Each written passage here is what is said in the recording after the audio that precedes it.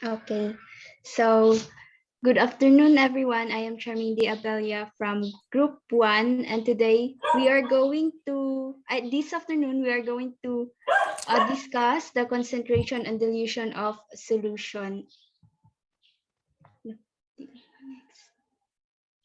Okay. So our learning objectives this afternoon is to be able to review about the molarity and know the difference between moles and molarity, identify the correct and final answers in the given problems in our activity later. So before we are going to start our reporting, magpa-icebreakers daw ta. So, guess the song and the singer. Dali lang ni siya. Kung mahilig mo maminaw music, matubag kininyo kung kinsang tigkantaw kung sa title sa kanta. So, mag-start ta. Pwede rin ninyo i-comment kung sa inyo tubag. Nani price? Pila gani? 10? 20? 30? Charmaine? Sige. 20 ata yan.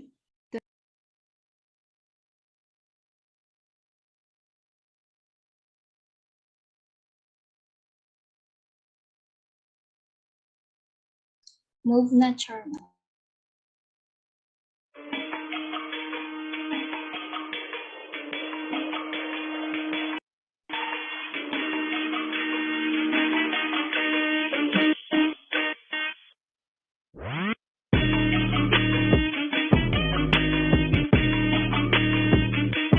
Nanay nakakuha, Char.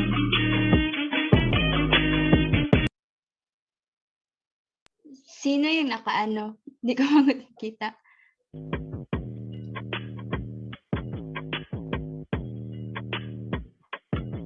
Guys.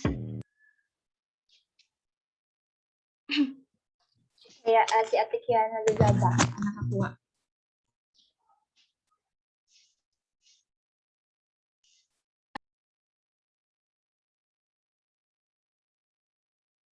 So, next, Char.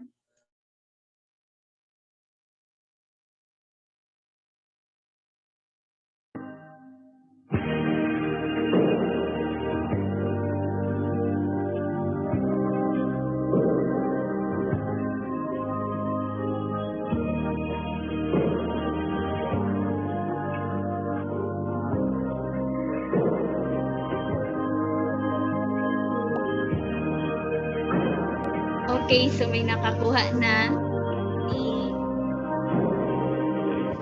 Si Jeniel. Janiel. Judel ba? Army jud kayo dating o BTS Spring Day.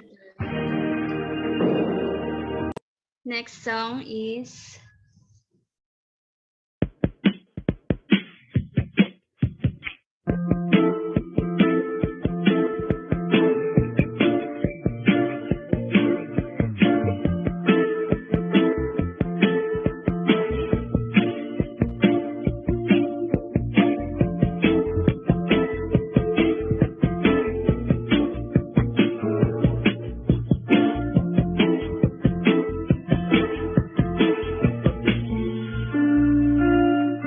okay, may nakakuha na. Si Miss Judel Cocal. Backyard Boy by Claire Rosencrantz. Next song is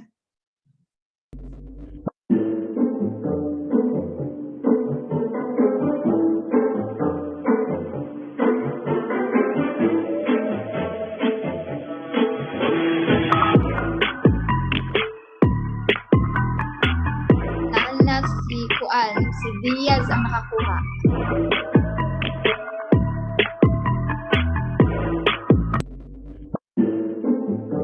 Inferno by Bella Porch and Suburban. Next song is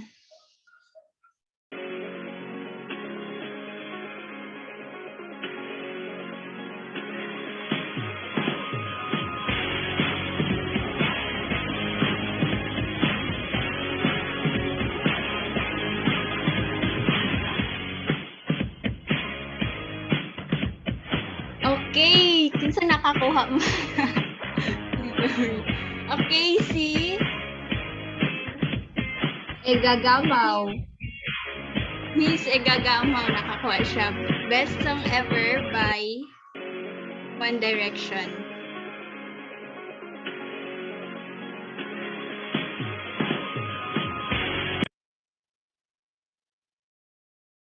Next song natin is Turn around, look at what you see. In her face, the mirror of your dream. Make believe I'm everywhere, I'm hidden in the light. Written on the pages is the answer to a never-ending story.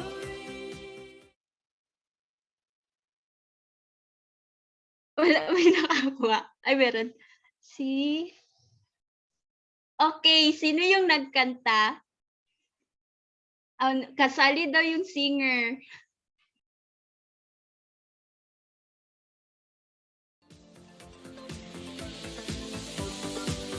Okay, may nakakuha na. Look at what you see. Janelle? Janelle Egagamaw. Okay, it is the never-ending story by Dimal. Turn around, look at what you see. Okay, so thank you sa nag-participate. Ang nag-participate daw kay may ano daw mo, may prize daw. So, let's proceed na sa reporting. So, when we say dilution, so dilution is the process of decreasing the concentration of solutes in a solution by adding more solvent. So, when we say solutes, mao di ba na siya itong mga substance or gina-add sa solvent, ang gina-dissolve or gina-mix sa solvent. While ang solvent is the substance in which solutes are being dissolved. And ang example nito, ang universal solvent is the water. So thereby, we decrease the amount of solutes, ginabawasan natong amount of solutes present in a unit volume of the solution when we say dilution. So if we refer to dilute, it means to add more solvent without adding solutes. However, after the addition of the solvent, we should thoroughly mix the solution in order to obtain a homogeneous solution. So, pag a homogeneous solution naman, that's what we call the mixture or the components where mixture can't be distinguished anymore. Dili na siya ang solute dili na siya makita sa mixture. Okay. So, we can determine the final concentration of the solution after the dilution process. So the dilution can be obtained through the dilution formula, which is the C1 V times V1 is equals to C2 times V2.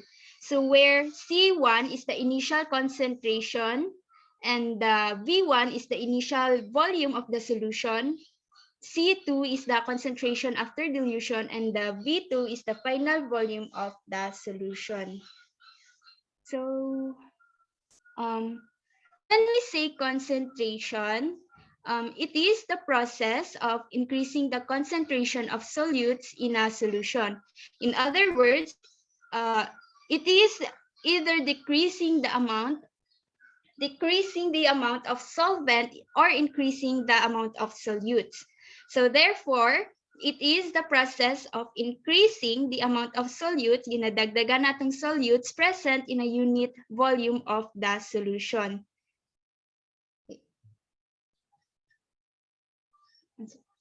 So for better understanding what is the difference between the dilution and concentration, we can refer to the image below, in which according to its definition daw, si dilution, it is the process of decreasing, binabawasan ang concentration of solutes in a solution by adding more solvent. While si concentration naman, it is the process of increasing the concentration of solutes in a solution. And according sa theory, si dilution is decreasing the amount of solutes per unit volume of solution. So same lang pa rin sa definition nila. And si concentration is increasing the amount of solutes per unit volume of solution. So the process of dilution is either by adding more solvent, or by removing the solutes. While the concentration, ang process daw ni concentration is either by adding more solutes or by removing the solvent. So dilution, adding more solvent, and concentration is adding more solutes. Solutes ang sa concentration. So when we say sa color, so colorful solutions comparatively have a light color in diluted solutions. So ang diluted mixture or diluted substance has a diluted substance has a lighter color daw than concentration. So as you can see here in the image, mas lighter daw ang diluted substance than the concentrated. Kay mas more on solvent daw sila than the solute ang sa diluted, and sa concentrated naman is more on solutes. So the key difference, okay, we have to always remember that the key difference between dilution and concentration is that dilution refers to the addition of more solvent, whereas concentration refers to the removal of the solvent. So the concept of dilution and concentration are very significant in the study of solution in chemistry. So consequently, the amount of solute in a solvent decides the properties of a solution, and this amount remaining the same, we can make a solution diluted or concentrated by adding solvent and removing some of the solvent from the solution.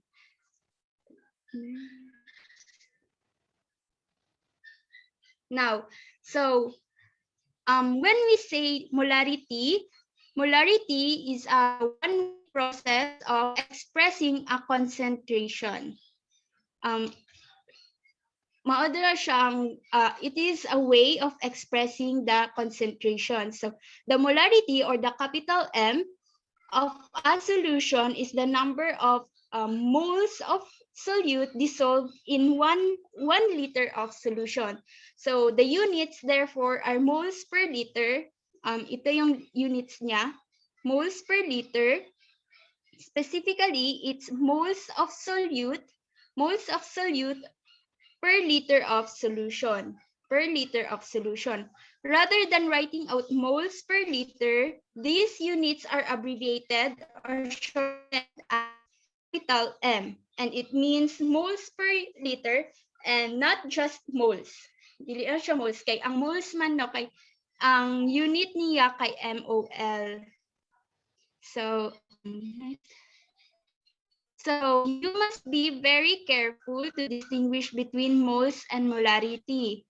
So when we say moles, it is the measures the amount or quantity of material you have, while molarity measures the concentration of the material. So example, so when you are given a problem or some information that says the concentration of the solution is 0.1 M, capital M, that means that it has 0.1 mole for every liter of solution. Kay capital M man ang iyahang unit dire, so ang di ba abbreviation or abbreviation siya ng moles per liter ng molarity. So it does not mean that it is only 0.1 moles kasi pag moles kasi yung unit niya is MOL and it tackles or it refers to the amount or quantity of material you have. So next is okay. To get molarity, we have to apply the solution, the equation. Okay.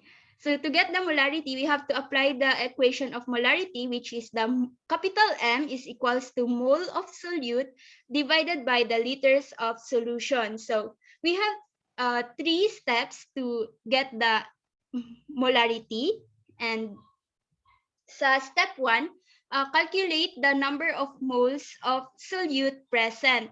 So to get the number of moles, to get the number of moles, we have to apply another formula na naman yung sa mole na formula, which is mole is equals to weight in grams of the substance divided by the molecular weight.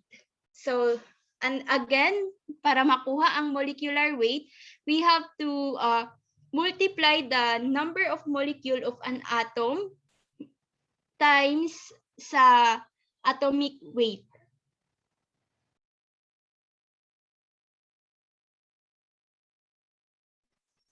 And sa step 2 to get the molarity, we have to calculate the number of liters of solution present. So when if the given volume is in grams form, dito, you have to convert it into liters.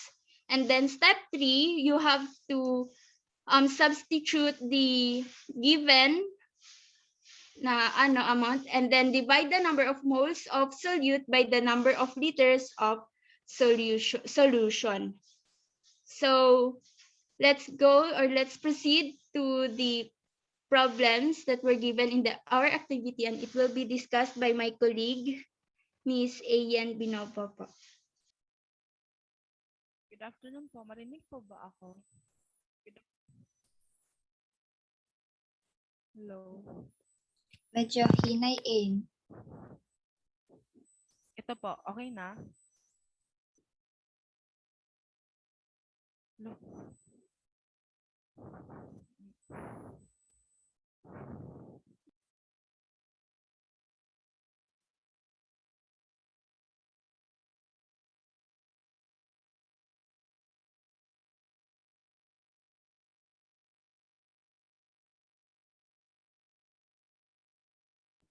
Hello, good afternoon everyone. Right now we're gonna discuss and we're gonna discuss and show you our solutions dun sa problems given sa atin. So for question number 1, how much 0.05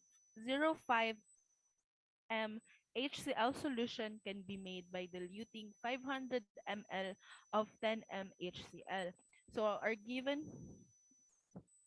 given natin dito is for C1, we have 10 mHCl.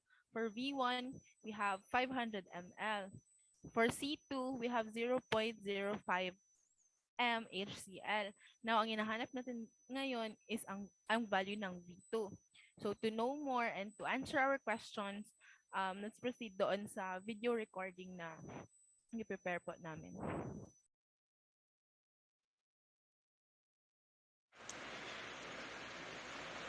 So, for our question number 1, how much 0.05 moles HCl solution can be made by diluting 500 ml of 10 moles HCl?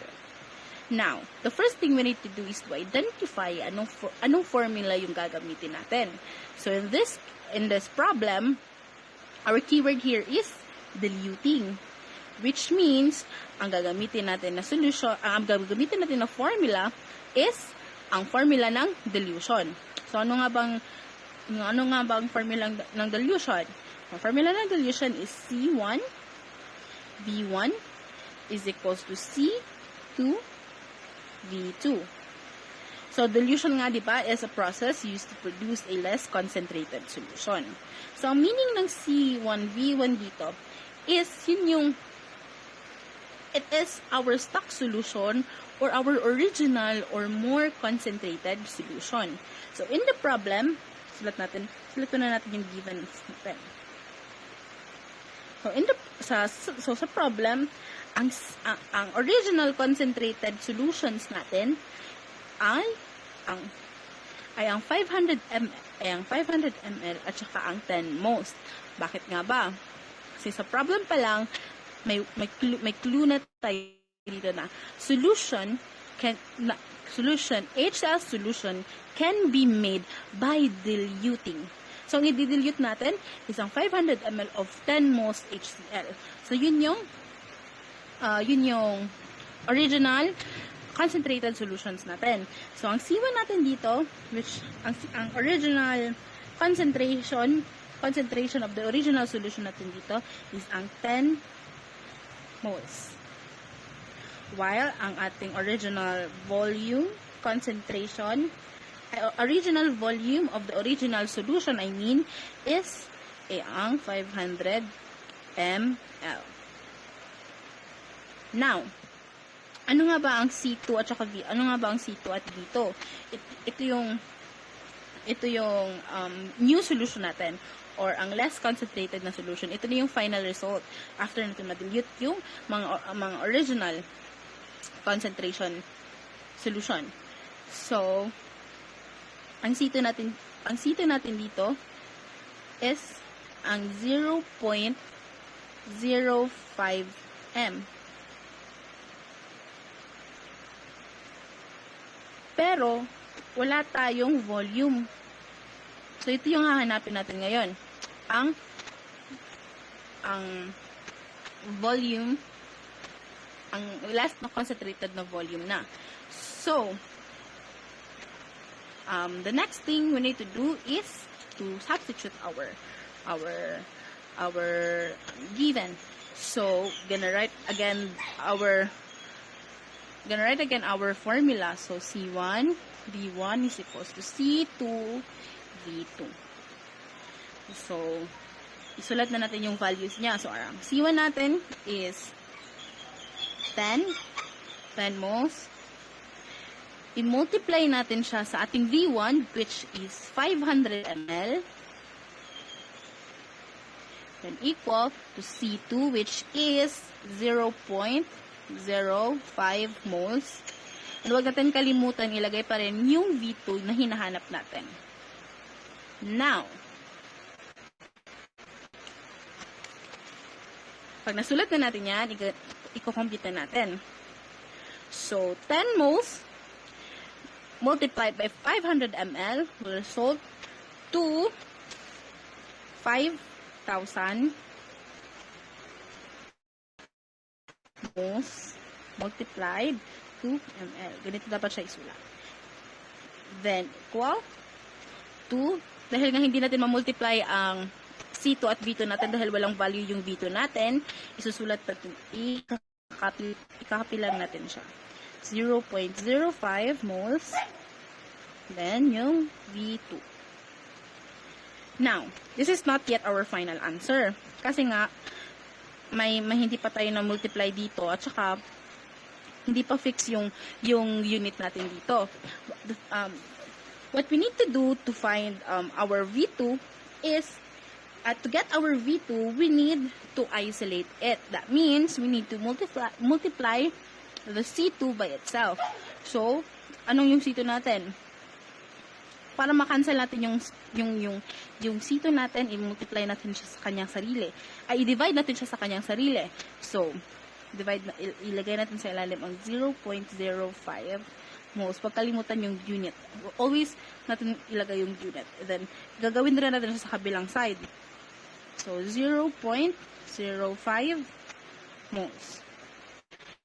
Ngayon, pwede natin siyang i-cancel. So, i-cancel na natin dito. Cancel. Ang maiiwan dito is yung V2. So, pwede natin siyang ilagay dito. V2. Now, ang makancel natin dito is yung moles na unit. So, cancel natin yung moles na unit. Ang maiiwan is ang ml.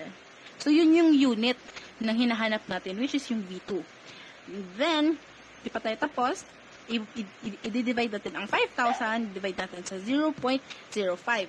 So, ang answer is 100,000 ml. Now, is this our final answer? Yes, this is our final answer. So, the value of our less concentrated volume is 100,000 ml. So that's our answer for number 1.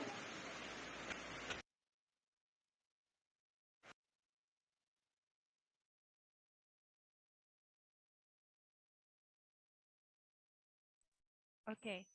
So for question number 2, if I add water to 100 ml of a 0.10 mole KOH solution until the final volume is 200 ml, what will the molarity of the diluted solution be? So, ang ang formula na gagamitin natin ngayon is same pa rin doon sa question number 1. So, ang ating mga given ay for C1 we have 0.10 moles, for V1 we have 100 ml, for V2 we have 200 ml. Now, ang hinahanap natin ngayon is yung C2 natin. So, let's proceed again to our video recording.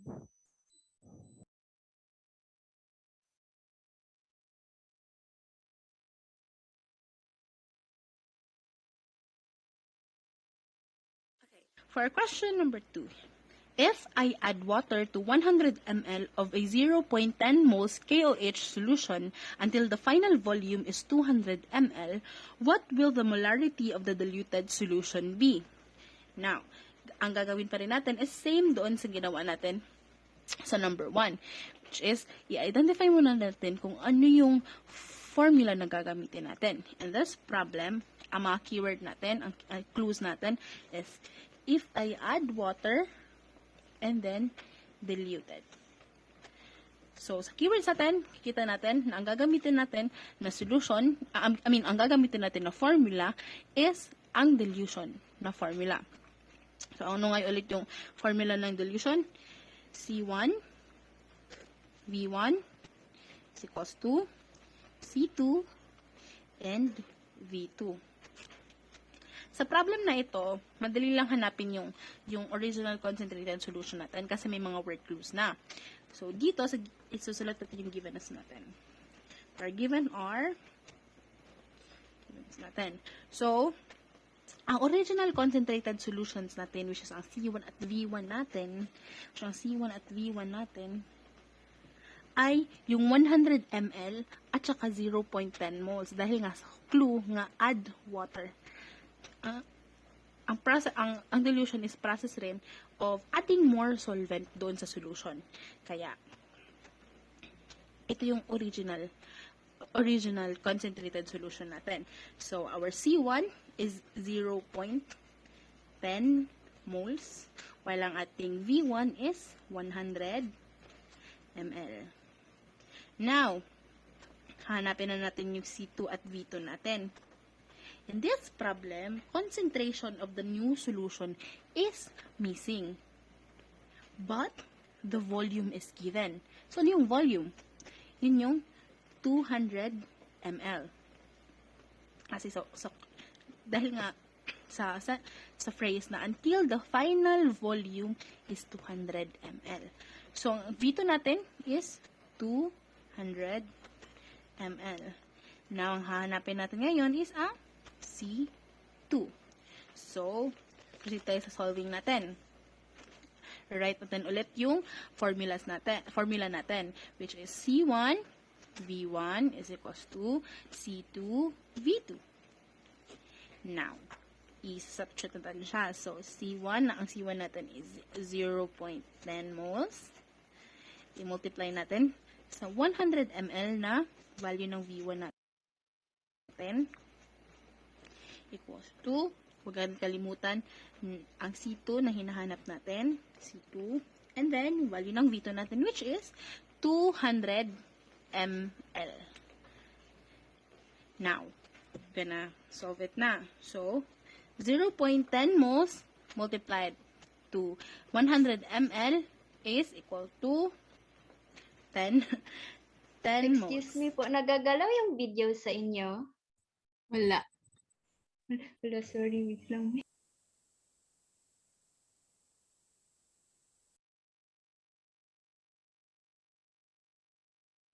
Multiplied to ml. Now, susulat natin dito, kakopy lang natin to para sa ginawa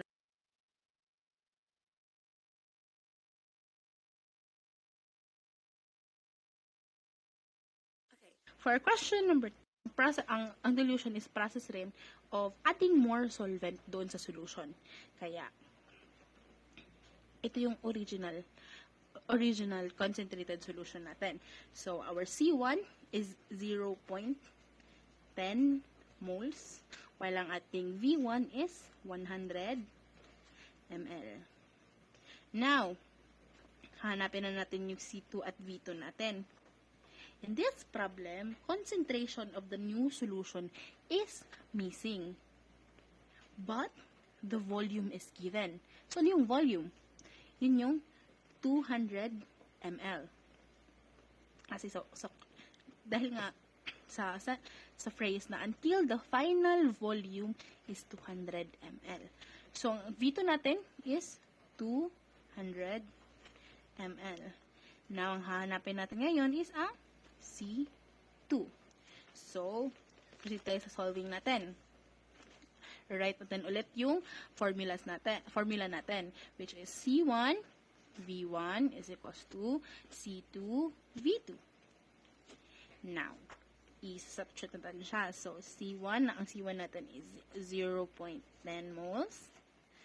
I-multiply natin sa 100 ml na value ng V1 natin equals to, huwag natin kalimutan, ang C2 na hinahanap natin, C2, and then, value ng V2 natin, which 200 ml. Now, gonna solve it na. So, 0.10 moles multiplied to 100 ml is equal to 10 moles multiplied to ml. Now, susulat natin dito, kakopy lang natin to para sa ginawa natin doon sa number 1. So, C2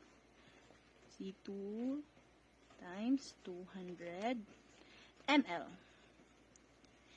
Now, to get our C2, so i-divide natin i-divide natin siya doon sa V2. Divide natin yung V2 sa sarili niya. So, divide natin 200 ml. Wag talagang kalimutan ang unit dahil hindi mo makakancel if walang unit. Now, same goes doon sa kabila. Dito sa kabila, lagay natin 200 ml. Now, pwede natin siyang i-cancel. So, cancel natin 200 ml, 200 ml. Maiiwan is ang C2. And then, i-cancel natin ang ml na unit, ang maiiwan ang mole. And then, if we divide 10 divided by 200, ang lalabas is 0.05. Now, this is our molarity of the diluted solution. So, this is our final answer. 0.05.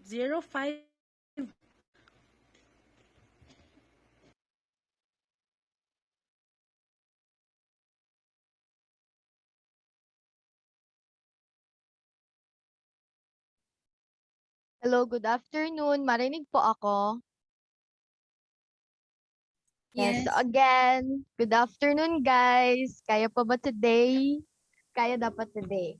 So in number 3, the problem is I have 435 ml of a 1.5 NaCl solution. If I boil the water until the volume of the solution is 350 ml, what will the molarity of the solution be? So in this problem, we will be using the formula for the dilution, which is the C1 times V1 is equals to C2 times V2. The given are C1, or the initial concentration, is equals to 1.5 m, the initial volume, which is the 435 ml, and the final volume is 350 ml.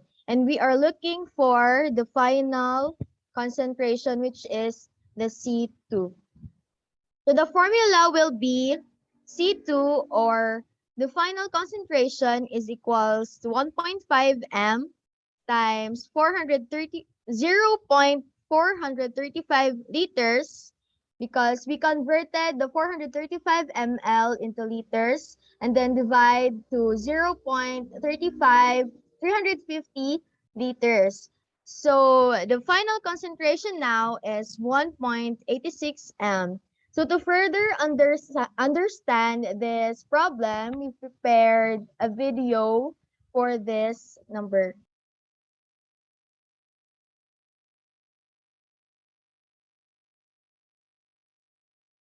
Number 3.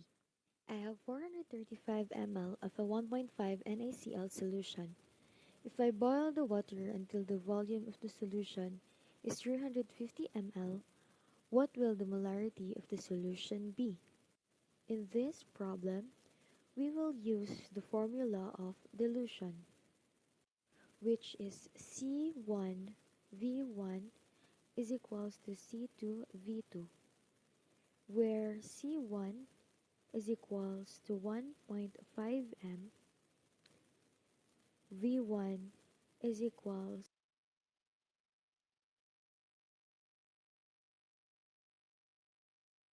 solution. If I boil the water until the volume of the solution is 350 ml, what will the molarity of the solution be?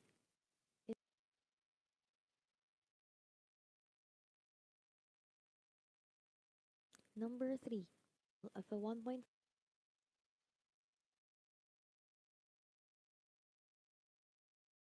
Number 3.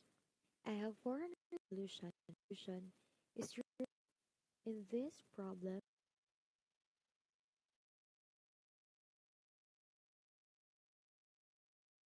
Number 3. I have 435 ml of a 1.5 NaCl solution. If I boil the water until the volume of the solution is 350 ml, what will the molarity of the solution be?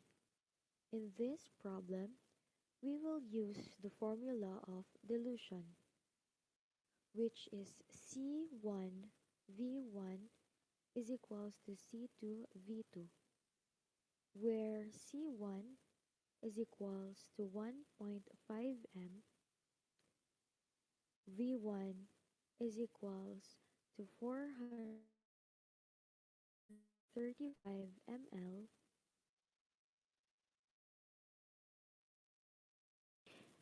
and V2 is equals to 350 ml,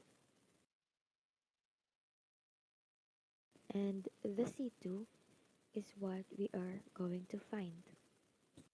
From the formula, we will derive the new formula that we will use, which is the C2 is equals to C1V1 divided by V2, where C2 is equals to 1.5 m times 435 ml divided by 350 ml.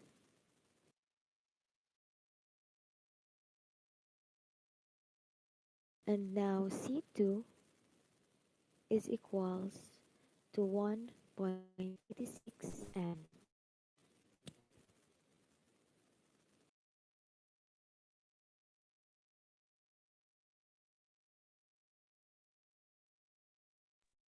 Next, we have number 4. The 12.5 grams of glucose C6H12O6 is dissolved in enough water to make 550 ml of solution. Letter A. What is the molarity of the solution? So in this problem, we will be using the formula for the molarity. With the So first, we will be finding the moles. First, letter with the given letter C, which is carbon. 12 multiplied to the subscript of 6 equals to 72. Hydrogen 1 times the subscript of 12 equals to 12. Oxygen 16 multiplied to the subscript of 6 with a total of 180 grams per mole.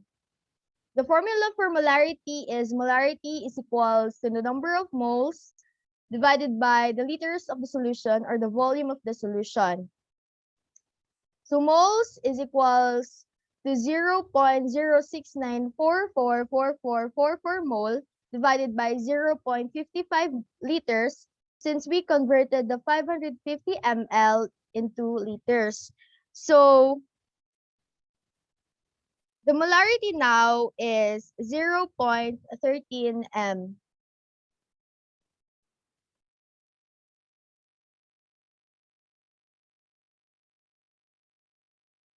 Number 4.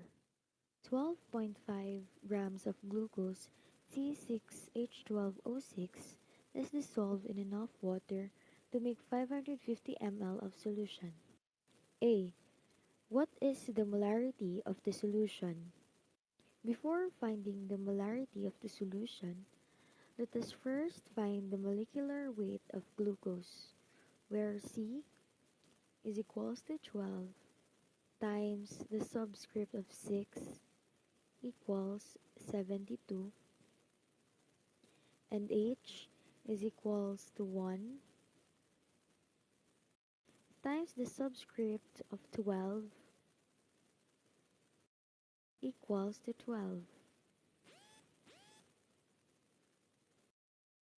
and O is equals to 16 times the subscript of 6 equals to 96 with a total molecular weight of 180 grams per mole. And now let us find the number of moles, where moles is equals to 12.5 grams divided by the molecular weight of 180 grams per mole, which is equals to 0.06944444444 mole.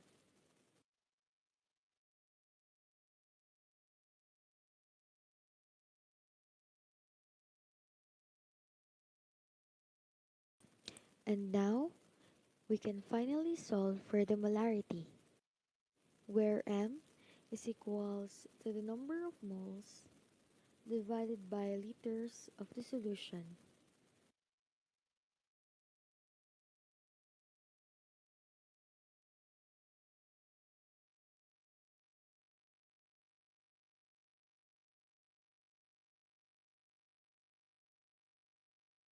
where M is equals to 0.6944444444 mole divided by 0.55 liters,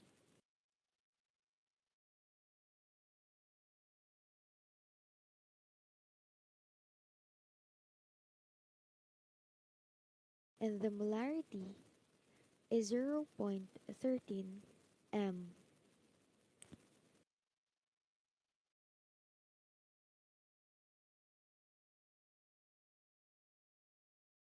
Letter B. How many moles of glucose are contained in 237 ml of the above glucose solution? So in this problem, we will still be using the formula for the molarity. So we derive the formula into a multiplication since we are looking for the moles. So 0.13 m is equals to mole divided by 0.237 liters since we need to convert the 237 ml into liters. Mole is equals to 0.237 liters times 0.13 moles per liters. So the molarity is 0.0. So the moles are 0.03 m or 0.03 mole.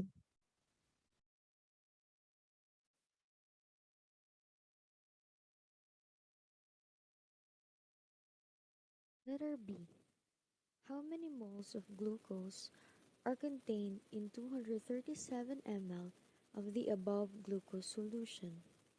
In this problem, we will use the formula for molarity, where n is equals to number of moles divided by the liters of solution.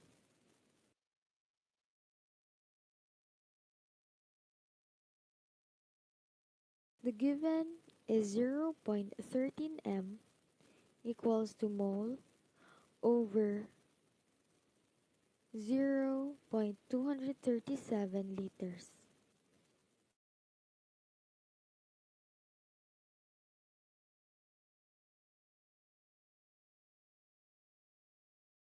is equals to 0.13 times 0.237 liters.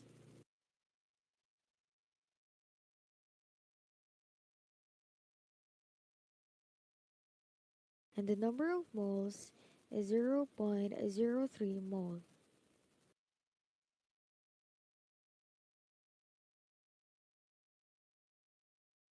Letter B.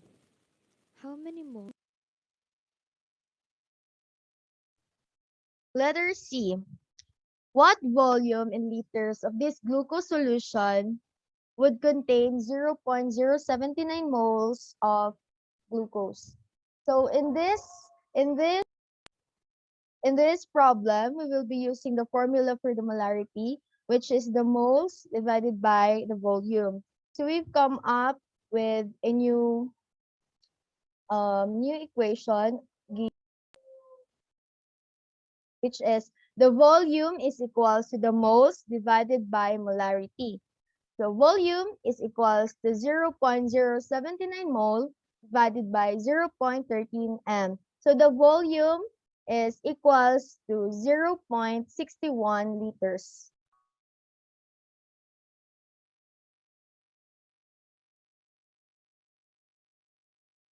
Letter C. What volume in liters of this glucose solution would contain 0.079 moles of glucose? In this problem, we will be using the formula for molarity, which is M is equals to number of moles divided by volume,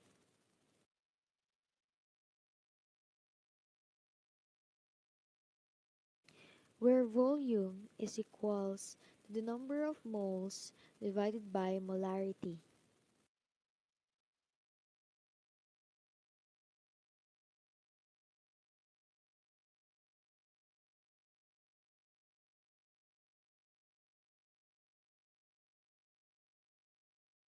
Then volume is equals to 0.079 moles divided by 0.13 m.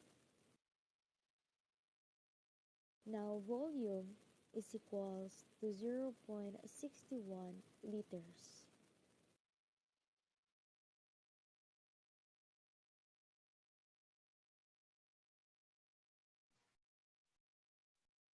Good afternoon, everyone. So let's proceed to number 5. What is the molarity when 25.0 gram of the compound sodium chloride molar mass is 58 gram per mole and is placed in 85.0 ml of total solution? So the given here is the 25 point gram molar mass of 58 gram per mole and 85.0 ml of the total solution. So here we're looking for the molarity. To find the molarity, here's a video of the problem. Thank you.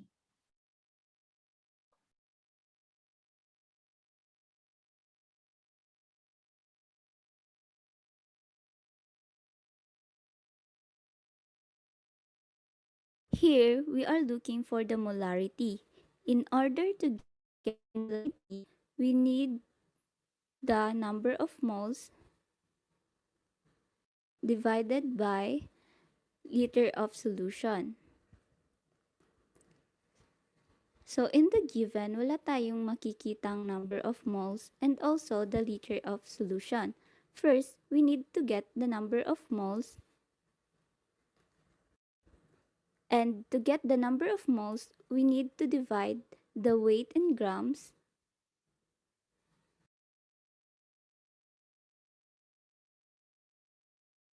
divide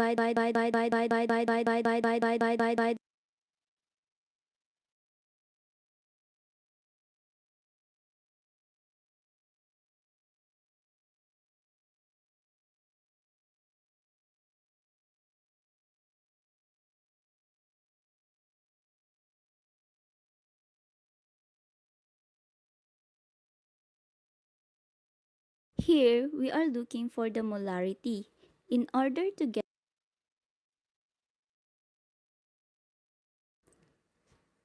So in the given, wala tayong makikitang number of moles and also the liter of solution. First, we need to get the number of moles. And to get the number of moles, we need to divide the weight in grams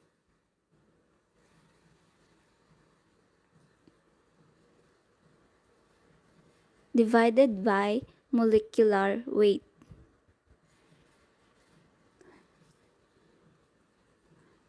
Molecular weight.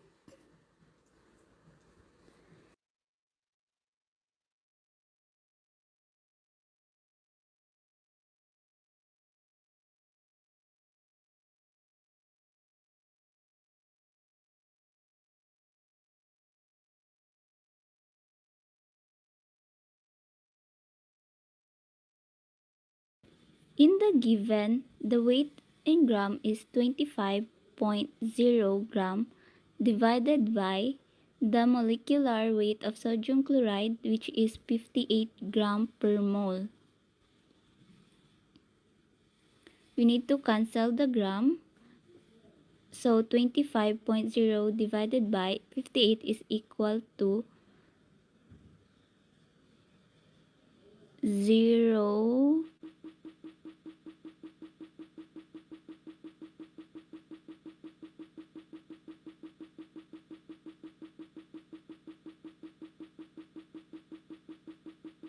0.4310344828 mole. So now we have the number of moles. Next is we need to convert the 85.0 ml to liter of solution. So 85.0 ml times 1 liter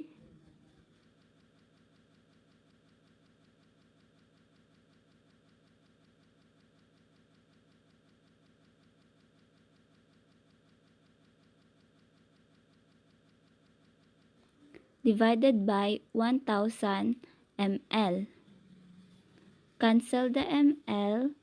So 85.0 divided by 1000 is equal to 0.085 liter.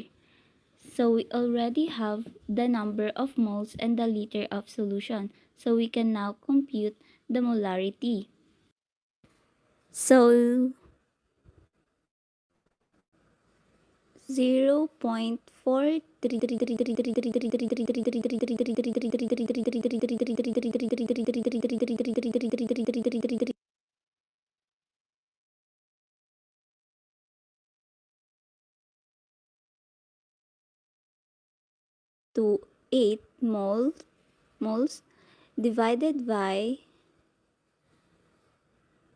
0.085 liters.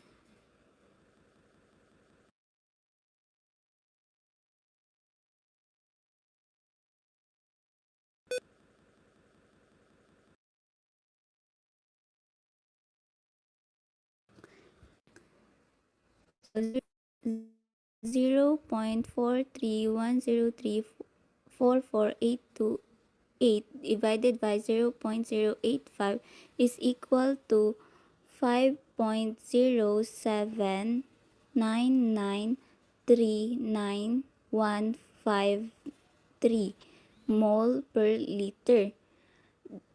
But this is not the final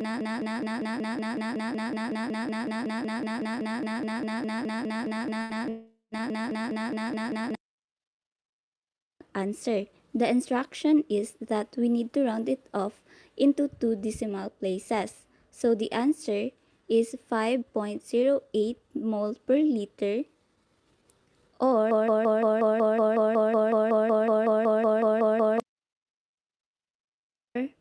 5.08 molarity. So this is the final answer.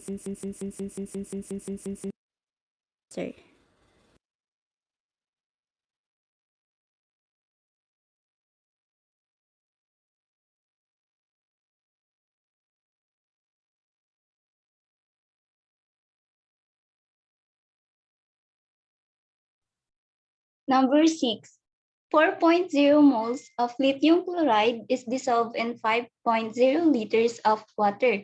What is the molarity of the solution? So the given here is 4.0 moles of lithium chloride and 5.0 liters of water. So again, we're looking for the molarity of the solution. So let's proceed to the video.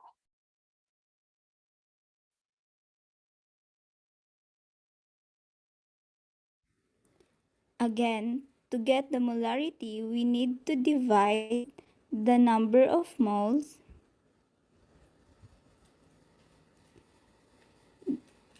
divided by letter of solution. So, in the given, we already have the number of moles and also the letter of solution. So, ang kailangan na lang natin gawin is to compute the molarity. So, the number of moles is 4.0 divided by liter of solution is 5.0.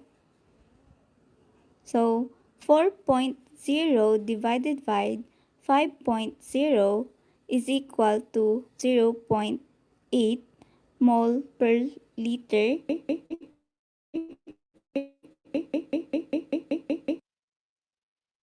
or 0. Molarity 0.8 molarity. So this is the final answer.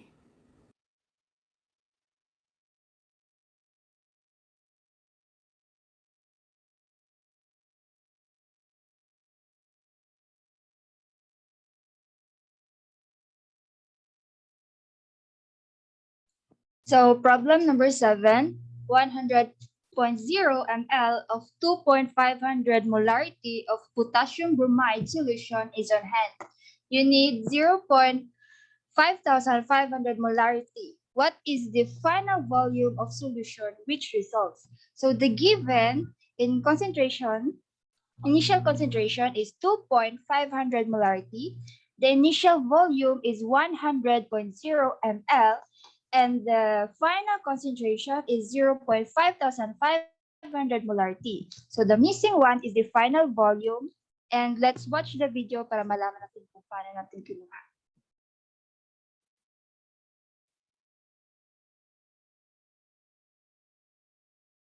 Number 7 is 100.0 ml of 2.500 molarity of potassium bromide solution is on hand. So you need 0.5500 molarity. What is the final volume of solution which results? So even nabasahin mo lang yung problem, you will already know what is missing. So before that, let's list muna or list down all the given. 100.0 ml, the 2.500 molarity, and the 0.5500 molarity, and also the missing one. So let's label it. 100.0 ml is the volume 1, the concentration 1, the concentration 2, and the final volume. So as you can see, you will already know what is the formula. Even kahit nabasahin mo naman yung question, malalaman mo talaga kung ano yung formula na dapat gamitin. So, sulat natin ang formula. The C1 V1 is equals to C2 V2. And then distribute only 2.500 molarity parenthesis times 100.0 ml parenthesis ulit and equals to 0.5500 molarity and the final volume na missing. So dito, multiply the 2.500 molarity kay 100.0 ml. So the answer would be 250 molarity times ml is equals to 0.5500 molarity times the final volume. So here, if you will ask question, why bakit hindi sila nag-multiply? Since nga hinahanap si final volume, so dapat hindi siya dili siya tandugon. Stay put lang yan siya dyan. So dito, we should ang gawin lang natin is divide both sides by 0.5500 molarity para mahanap si final volume or para maiwan si final volume. So, divide 0.5500 molarity, divide 0.5500 molarity. So, cancel ang magkapareha. So, cancel, cancel, cancel, cancel. So, divide this, the 250 ml and the 0.5500. The answer would be equals to 454.5454545 is equals to V2 na naiwan. So, nahanap na natin si final volume. Pero, 2 point decimal ang ginapahanap. So, dapat dalawa lang ang nandito. Lagyan natin ng OR, 454.5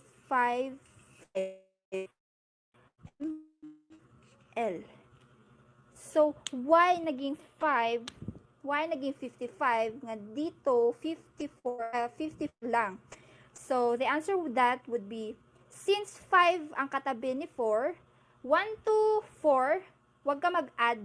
If 5 to 9, add plus 1 sa katabi. So, that's the final answer.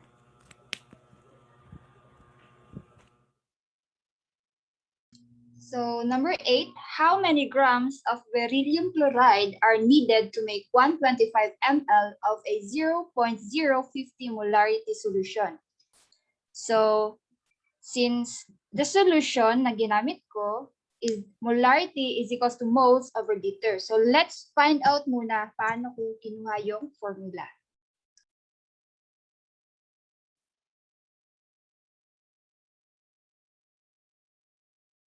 So, number 8, how many grams of beryllium chloride are needed to make 125 ml of a 0.050 molarity solution? So, before anything else, I would like to share to you on what formula did I use in this problem. So, as you can see here, molarity equals to moles of solute over liters of solution. So, the first thing na ginawa ko is I list down all the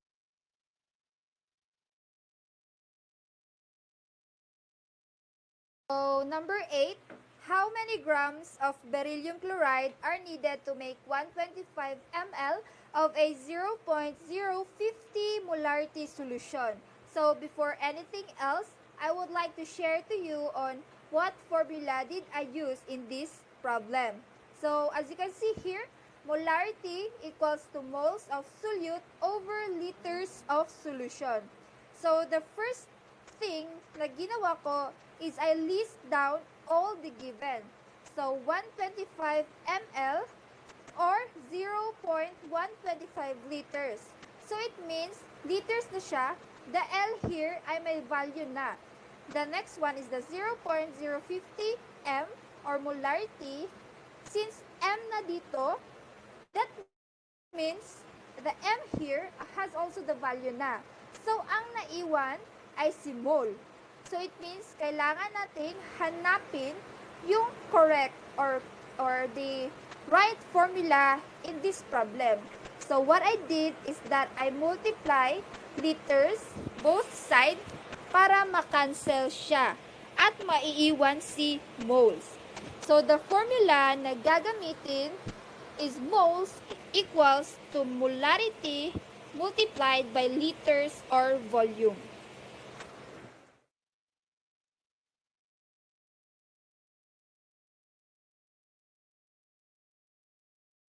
So, let's solve using the formula kanina.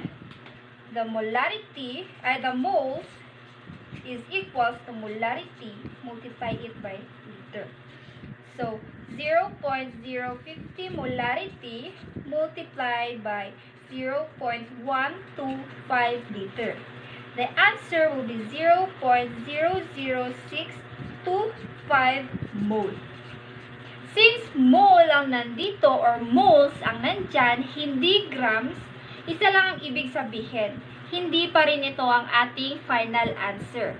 And in order to find the final answer, we need to multiply the moles times molar mass. And in order again to find the molar mass, we need to solve the beryllium chloride na nandun sa problem kanina. The Be and the Cl2. So, beryllium, the atomic mass of beryllium is 9 and the atomic mass of chlorine is 35. Pero, may 2 dito. So, multiply it by 2 and multiply it by 1 since wala namang number na nakalagay dito. The answer will be 9 plus 70 is equals to 79 grams per mole. So, nandyan na si moles, nandyan na rin si grams per mole or si molar mass. Isa-solve na natin siya. So, 0.00625 mole, multiply it by 79 grams per mole. First, cancel it. Cancel ang magkaparehas. So, mole, the final answer will be 0.49375 grams. So, do you think this is the final answer? Yes, it is. Pero, remember the 2-point decimal na sinabi sa atin. So, the answer will be 0.49 grams. So, mag-ask kayo, why not 0.50 or 0.5? Kasi nga, 3 here, wala naman siya wala siya between to 5 to 9. So, it means hindi ka mag-a-add ng plus 1 dito. Mag-a-add ka lang ng plus 1 if ever na 5 to 9 ang kasunod nito. So, let's solve. So, that's all. Thank you for listening and we hope nga nakasabot mo sa amo ang report. Thank you po, ma'am. Okay. Sige, wait lang. Balik muna tayo sa number 1. Let's check. Isahin ko na lang kasi siya check. Hindi ako nag-butt in kanina. Isahin natin check whether you got the correct answer or not. But while waiting, non-reporters, do you have questions or concerns regarding sa report? Wala? Sige. Ganito. CR break muna tayo 5 minutes. Tapos, reporter, kindly flash again the activity starting from number 1 after 5 minutes. CR break, water break.